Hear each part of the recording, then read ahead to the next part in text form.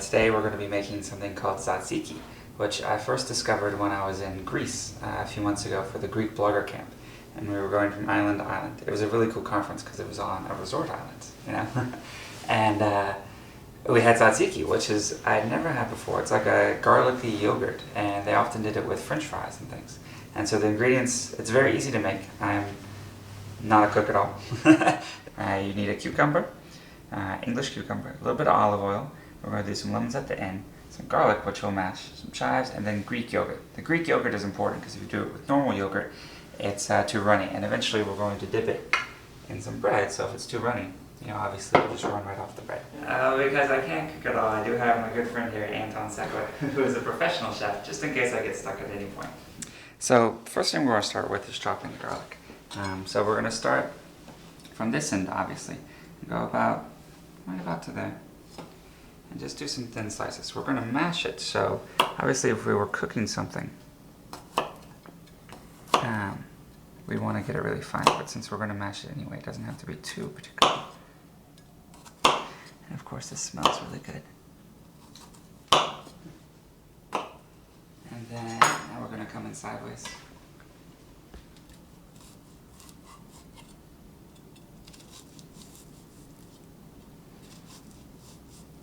And finally just top it there. What Matt is actually preparing here, tzatziki, it's a very, very old and basic recipe that goes back to the country of Greece, and it is about 2,500 years old. So they say even, you know, when Jesus walked the earth, you know, the tzatziki was eaten everywhere. It is such a staple dish because the simple ingredients were accessible to almost everybody. There was milk, there was cucumbers, there was garlic, of course, and then olive oil and lemon in Greece. So we're about done chopping, and the main thing is because this is going to be in a sauce-like thing, we want it to be really finely ground. So what we're going to do is we're going to take about a teaspoon of salt, a tablespoon of salt. Yeah. Just salt this down. Basically, salt's going to act like an abrasive for when we're mashing it. And of course, it's also, since this will be salty, we won't need to use salt later in the recipe. So you sort of take it like this, and then mash it with the end of the knife and sort of pull it across the salt. You see how we're kind of mashing it there? So basically we're trying to get into just almost like a paste.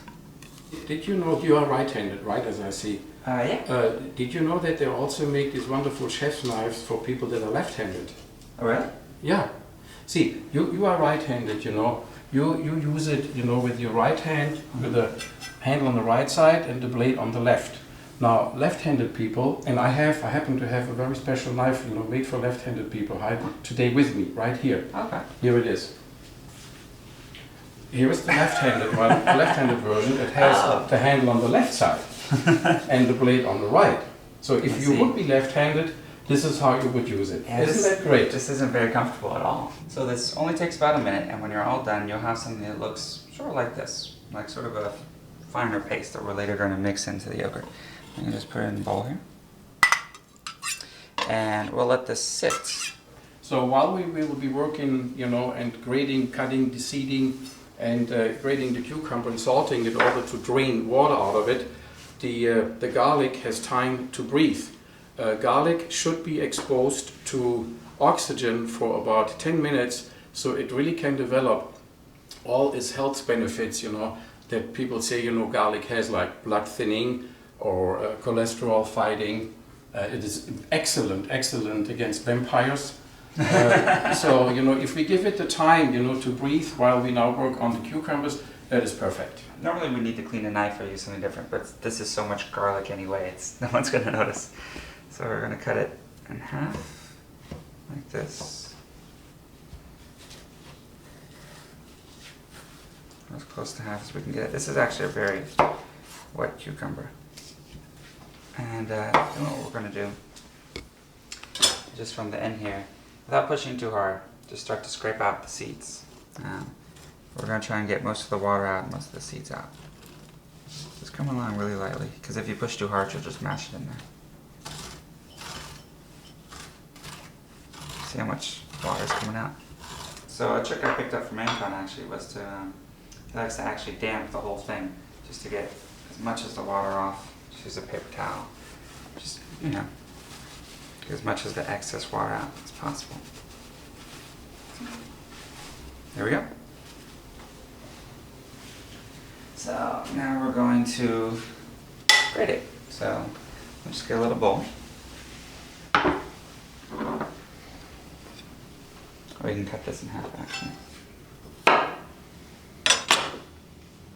And using the thick end of the grater, just come in here. But you don't want it too thick, you don't want to cut it, because you'll have something like a cucumber salad with yogurt attached. And you don't want it too thin because then it's too mushy. It's nice to have a little bit of a cucumber pop every now and then. Yeah, one word on the cucumbers. The seeding has two reasons. One, of course, is to get all the juices and as much liquid out of the cucumber. The tzatziki later on should have the consistency like baker's cheese. You should be able to pile it actually onto your bread. The other thing is, people that love cucumbers but cannot eat it, they complain about burps. And it is the seeds and the juice surrounding the seeds that actually creates the burping. So if you take those out, the cucumber is almost burp free. This cucumber is so wet, we decided to put it through a strainer and add a little bit of salt to it, right? Because That's that right, way yeah. the water will sort of come out the bottom. And like we said, we want as little sort of water and liquid as possible. And once it has actually kind of, soaked with the salt a little bit, then what we can do is we kind of press it down. And as you can see, even now after about an hour of being salted, it is still releasing a lot of liquid. So the drier the cucumber gets, the better the tzatziki later on will be. So now we've done actually all the cooking that's required, and now we're just going to sort of mix it all up. So we got the Greek yogurt. Again, very important that it's actual Greek yogurt because we need it to be really thick. Also just gives it a better flavor. Alright. Next we're going to stir in a tablespoon of olive oil. We're just going to mix that in there. So you get sort of this nice creamy consistency.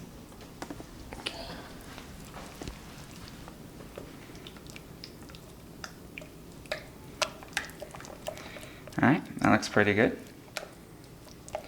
Now we're going to add in the garlic. This is about 2 cloves worth. We have the cucumber that we had, so I'm going to put that in there. And start to mix that in. Now you start to see. Finally, and this is to taste. It's good to put a little bit of lemon in there. So we're going to squeeze it over the hand so we don't get any seeds in. About that much lemon. So it's best to let this sit in the fridge overnight. And then when you finally serve it, you can do it in a bowl and sprinkle some chives on top or put some lemons on the side or something like that. And to serve, my favorite way to do it, well, with French fries is how I had it in Greece, but it's also traditionally with pita bread. So you just get a little pita bread and dip it in, and people will love it. And that's the only thing in the world I know how to cook. And there's one thing to note about being in the fridge overnight, and that's with the garlic, the amount of garlic, right? Yes, that's true. Through the time, the garlic really penetrates, all the surroundings, and it multiplies in intensity of taste by about a factor of 2. So now we have 2 cloves of garlic in it, but tomorrow it has the taste intensity as there were about 4 cloves of garlic being used. The other thing is it also, it sets overnight, and the water collects on the surface. So if it's a little bit too runny, just the next day pour off the excess water, and then you have it exactly the way you want it. All right. Let's just throw it in here. If I have any room between beer and alcohol. Actually, there's no room. I'll have to clear it out.